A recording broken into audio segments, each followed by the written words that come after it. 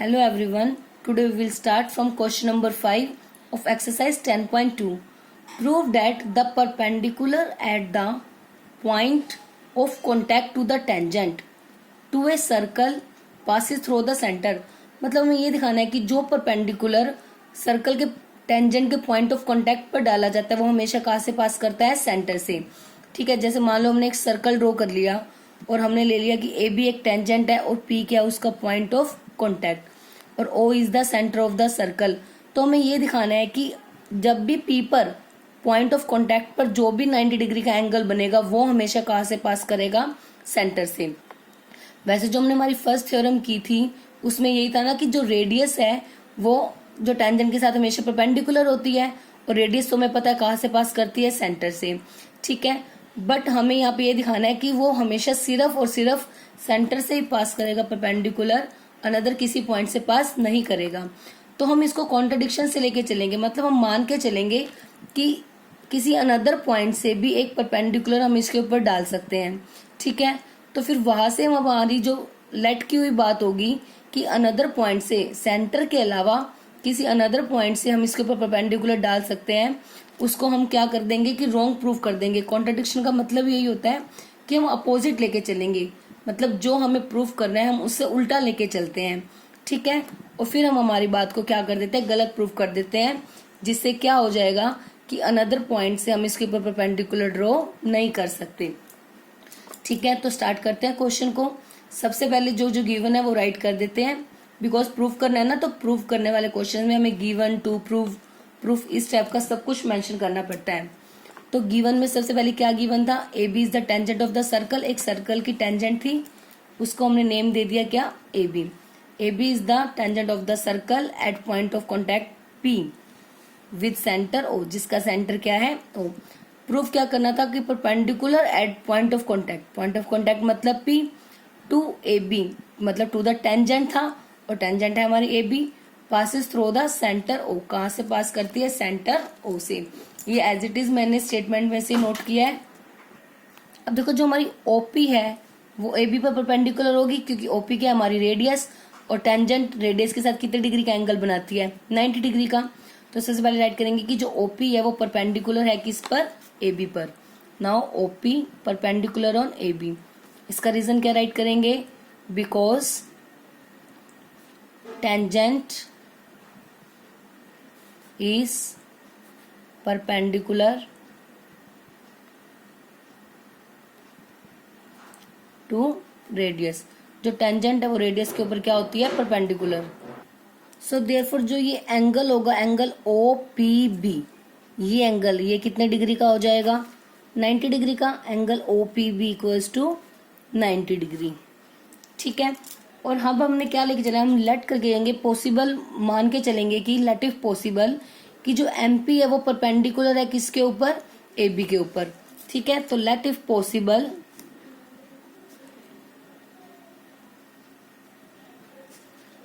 M P perpendicular on A B and जो M point है ना, और जो लिख देते हैं एम पॉइंट है वो डिफरेंट है from centre. M is different from centre. ठीक है, या फिर आप लिख सकते हो M is other than point centre. मतलब जो एम पॉइंट है वो सेंटर पर नहीं है, सेंटर के अलावा कहीं और है. आप कहीं पर भी ले सकते हो, यहाँ ले लो, कहीं पर भी ले लो, अदर देन सेंटर लेना है हमने एम पॉइंट. मतलब क्या हो जाएगा, जो एम पॉइंट है is not on the centre, is not on the centre, की सेंटर पर नहीं है, उसके अलावा कहीं और अन्य पॉइंट है. अब अगर एम पी परपेंडिकुलर होगा ए बी पर, मतलब जो एंगल बनेगा एम पी बी वो भी कितने डिग्री का हो जाएगा, 90 डिग्री. मतलब ये एंगल ये भी कितने डिग्री का हो जाएगा हमारा, 90 degree, angle M P B. So angle M P B equals to 90 degree. इसको इक्वेशन 1 और इसको इक्वेशन नंबर 2 नाम दे देंगे.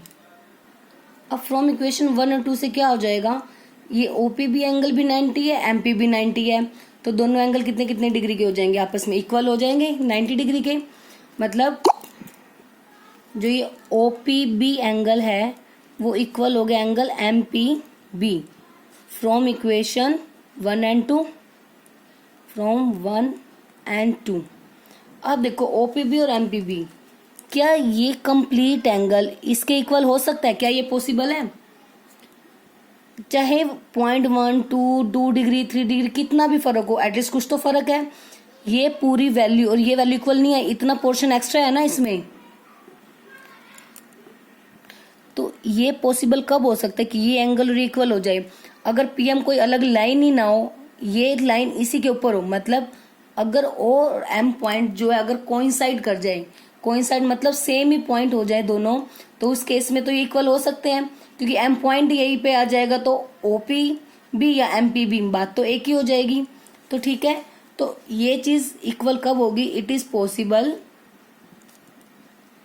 पॉसिबल ओनली इफ, एक ही कंडीशन में इक्वल हो सकती है कि O और जो M पॉइंट है ना वो क्या कर जाए? Coincide. O and M point coincide मतलब एक ही पॉइंट बन जाए, दोनों अलग अलग पॉइंट ना हो। अब O और M पॉइंट जब कोइंसाइड हो जाएंगे तो इसका मतलब क्या प्रूव हो गया कि जो M पॉइंट है वो किसके ऊपर? O के ऊपर आ जाएगा। तो इसका मतलब जो हमारा परपेंडिकुलर है वो हमेशा कहाँ से पास होगा? सेंटर से पास होगा, किसी अनदर पॉइंट से तो होगा ही नहीं।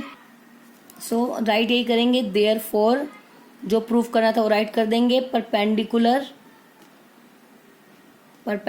एट टेंजेंट मतलब at AB, sorry perpendicular to AB at point P, मतलब at point of contact, at point P always passes through centre, always passes through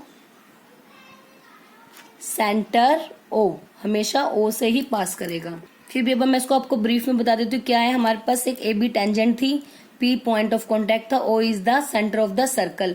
हमें ये दिखाना है कि P पॉइंट पर जो भी परपेंडिकुलर डाला जाएगा वो हमेशा सेंटर से पास करेगा। तो हमने बोल दिया कि सेंटर से, ये तो पता ही हमारी रेडियस होगी, तो ये एंगल तो इसके ऊपर 90 का होगा। और ये हमने बोल दिया कि एक और पॉइंट, अगर हम ये कहते हैं कि जरूरी नहीं है वो सेंटर से पास होगा, हमने मान लिया कि एक अनदर पॉइंट से भी इसके ऊपर परपेंडिकुलर डाला जा सकता है। तो हमने O के अलावा मतलब सेंटर के अलावा एक अनदर पॉइंट ले लिया M, और वहां से कह दिया, ठीक है, अनदर पॉइंट हमने ले लिया और हम कहेंगे कि ये भी 90 का है, और रेडियस तो हमेशा टेंजेंट के ऊपर परपेंडिकुलर बनाती है, तो ये भी 90। तो ये चीज पॉसिबल हो नहीं सकती कि ये वाला एंगल और ये वाला दोनों एंगल आपस में इक्वल हो जाए, क्योंकि दोनों 90 हो जाएंगे तो इक्वल हो जाएंगे। ठीक है, ये चीज तभी पॉसिबल है अगर ये कोई लाइन होगी नहीं, मतलब M कोई पॉइंट नहीं होगा, M पॉइंट O के साथ कोइंसाइड कर जाए, मतलब दोनों एक ही पॉइंट हो जाए। ये कंडीशन तभी पॉसिबल है, एक ही पॉइंट हो जाए मतलब वो M पॉइंट सेंटर पर ही आ जाएगा। इसका मतलब कि जो हमारा परपेंडिकुलर बनेगा पॉइंट ऑफ कॉन्टैक्ट पर वो ऑलवेज कहाँ से पास होगा? सेंटर से। Now next question number 6 is the length of tangent from a point A at a distance, मतलब लेंथ दी हुई है टेंजेंट की फ्रॉम ए पॉइंट A, एक A पॉइंट से जो कि at a distance 5 centimetre from the centre. A जो पॉइंट है वो सेंटर से 5 सेंटीमीटर के डिस्टेंस पे है। ऑफ द सर्कल इज 4, मतलब ये किसकी बात होती है? स्टार्टिंग से the length of the tangent, जो लेंथ ऑफ टेंजेंट है वो कितनी हो जाएगी? 4 सेंटीमीटर। क्योंकि क्वेश्चन में देखो ध्यान से कि जो लेंथ है टेंजेंट की, अभी तक लेंथ ऑफ टेंजेंट स्टार्टिंग की है बट उसकी वैल्यू नहीं दी हुई। The length of the tangent from a point, एक पॉइंट A, ठीक है, एट ए डिस्टेंस जो कि 5 सेंटीमीटर के डिस्टेंस पे है वो point, from the centre of the circle is 4, मतलब जो लेंथ ऑफ टेंजेंट की बात हो रही थी वो कितनी है? 4 centimetre. Find the radius of the circle, circle की हमें क्या फाइंड आउट करनी है? रेडियस। सबसे पहले सर्कल ड्रॉ कर दिया। अब इन्होंने बोला है कि सेंटर से एक पॉइंट है A जिसका डिस्टेंस कितना है? 5 सेंटीमीटर, और जो टेंजेंट है उसकी जो लेंथ है वो कितनी है? 4 सेंटीमीटर। तो हमने लेके चलते हैं यही A पॉइंट सर्कल के बाहर बना लिया, A भी हमारी टेंजेंट है, तो A B की वैल्यू हो गई 4 और जो OA की वैल्यू हो गई, मतलब सेंटर से इस पॉइंट का डिस्टेंस कितना हो गया? 5 सेंटीमीटर। फाइंड आउट करनी है रेडियस, रेडियस कितनी है? OB। तो सबसे पहले यही राइट करते हैं कि लेट AB जो है 4 centimetre be the length of the tangent. Tangent की लेंथ है जिसका सेंटर क्या है? सॉरी, सर्कल कि टेंजेंट की लेंथ है जिसका सेंटर क्या है ओ, और ओ ए कितनी थी हमारे पास 5 सेंटीमीटर, वो डिस्टेंस है किसी पॉइंट ए का फ्रॉम द सेंटर। हमें फाइंड आउट करनी है radius, so now we have to find the length of the radius O B. बस जो चीज गिवन है और जो फाइंड आउट करना है वो हमने राइट कर लिया।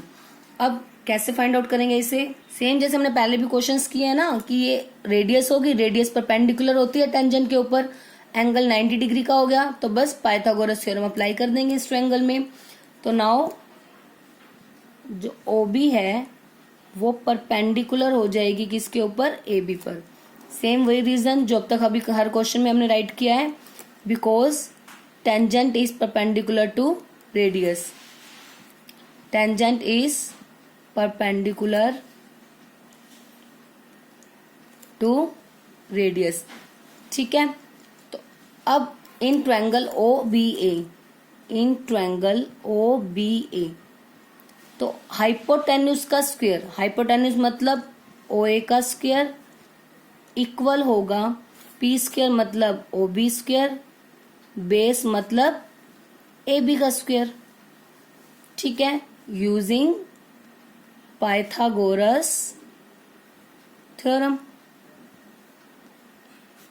ठीक है, अब OA की वैल्यू है 5 तो हो जाएगा 5 का स्क्वायर, OB की वैल्यू तो हमें फाइंड आउट करनी है, हमारी रेडियस है, और AB की वैल्यू है हमारे पास 4।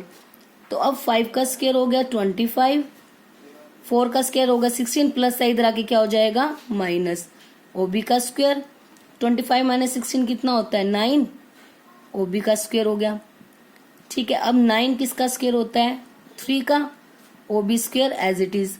अब now taking square root on both side, अब जब हम दोनों साइड पे स्क्वायर रूट लेंगे तो स्क्वायर से रूट क्या हो जाएगा, कैंसिल आउट हो जाएगा, तो OB की वैल्यू कितनी आ जाएगी 3, और जो हमारी यूनिट थी मेजरमेंट की वो कितनी है सेंटीमीटर, तो 3 सेंटीमीटर।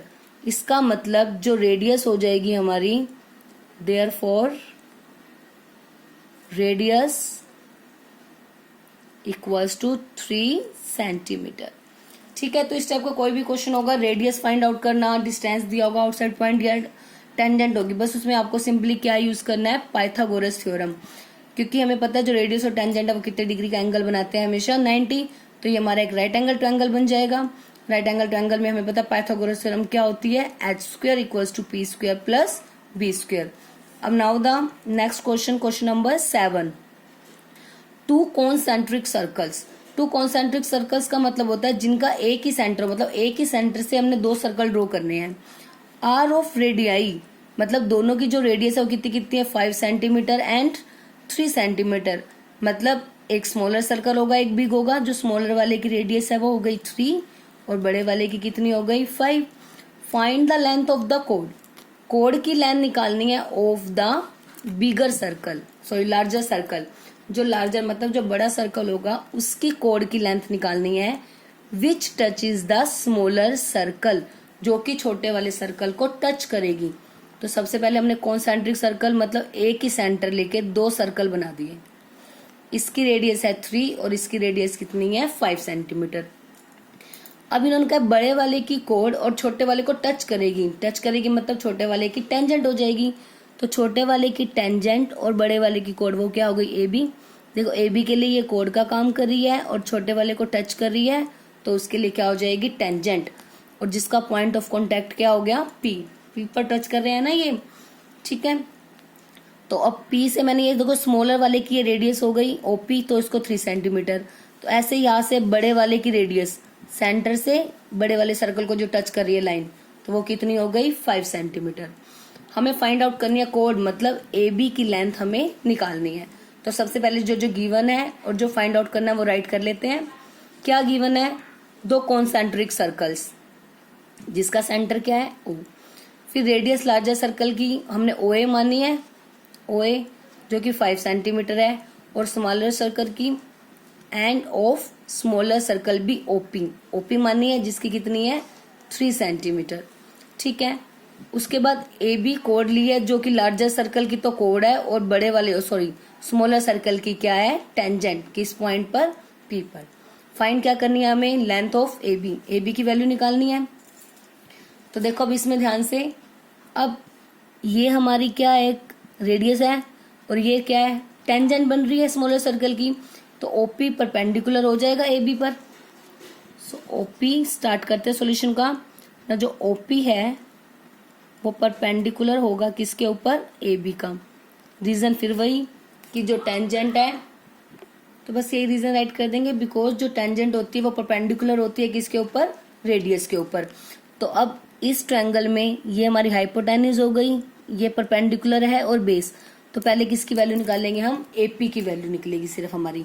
तो in triangle O A P, in triangle O A P hypotenuse का मतलब क्या होगा, सॉरी ओ ए का स्क्वायर इक्वल होगा किसका स्क्वायर, ओपी का स्क्वायर प्लस एपी का square by using Pythagoras theorem.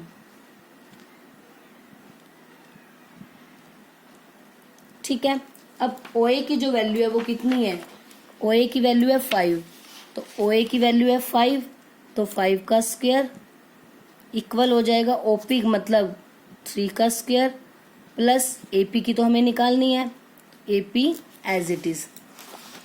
ठीक है, तो अब इसको सॉल्व करते हैं। 5 का स्क्वायर हो गया 25, 3 का स्क्वायर 9 प्लस AP का स्क्वायर। अब प्लस का 9 है, यहाँ के क्या हो जाएगा, माइनस का 9, 25 minus 9 which is equal to AP का स्क्वायर। अब 25 में से 9 माइनस करेंगे तो कितना आएगा, 16, तो 16 इक्वल्स टू AP का स्क्वायर। अब 16 किसका स्क्वायर होता है, 4 का, 4 इक्वल्स टू AP का स्क्वायर, तो taking square root on both sides we have AP equals to 4 centimetre. मतलब जो AP की लेंथ है वो कितनी आ गई हमारे पास, 4, इतनी वैल्यू आ गई 4। हमें तो कंप्लीट निकालनी है AB की वैल्यू। आपको रिमाइंड हो तो आपने 9th क्लास में एक थ्योरम की थी कि सेंटर से किसी भी कोड के ऊपर अगर हम परपेंडिकुलर डालते हैं तो वो उसको बाइसेक्ट करती है। सेंटर से ये कोड हो गई ना AB, इसके ऊपर ये परपेंडिकुलर डल रहा है तो इसको बाइसेक्ट करेगी। बाइसेक्ट का मतलब है AB को 2 इक्वल पार्ट्स में डिवाइड करेगी। डेट मीन्स जो AP है वो किसके इक्वल होगा, PB के इक्वल। तो अगर ये 4 है तो ये भी कितनी हो जाएगी, 4, तो AB हो जाएगी 4 + 4 8। सो बस ये लिखेंगे, नाउ जो AB है वो डबल हो जाएगा किसका, AP का। इसका रीजन जरूर देना है, ठीक है, कि क्या हो जाएगा कि perpendicular drawn from centre, perpendicular drawn from a centre to a chord, कि perpendicular drawn from the centre, chord पर परपेंडिकुलर जब सेंटर से डाला जाएगा वो बाइसेक्ट करेगा किसको, कॉर्ड को, बाइसेक्ट्स द कॉर्ड, कॉर्ड को बाइसेक्ट करेगा। बाइसेक्ट करेगा मतलब 2 इक्वल पार्ट में डाले डिवाइड करेगा ना, तो जो ये पोर्शन है ये दोनों हाफ हो गए AB के, तो मतलब AB इसका क्या हो गया, डबल। तो 2 × AP की वैल्यू है 4, तो AB कितना आ गया हमारे पास, 8 सेंटीमीटर। सो हमें यही निकालनी थी लेंथ ऑफ द कॉर्ड। तो लेंथ ऑफ कॉर्ड कितनी आ गई हमारे पास, 8 सेंटीमीटर। बस आज के लिए हम इतना ही करेंगे क्वेश्चन 7 तक। इसी को ही आप अच्छे से रिवाइज करोगे बिकॉज इसकी यही एक ही एक्सरसाइज है, तो ये आपने बहुत अच्छे से करनी है। इसमें से क्वेश्चन जो फाइनल एग्जाम में एक आता ही है हमेशा, ठीक है, तो इसलिए अच्छे से इसको साथ साथ हर एक क्वेश्चन को आप उसकी प्रैक्टिस करके जरूर देखोगे।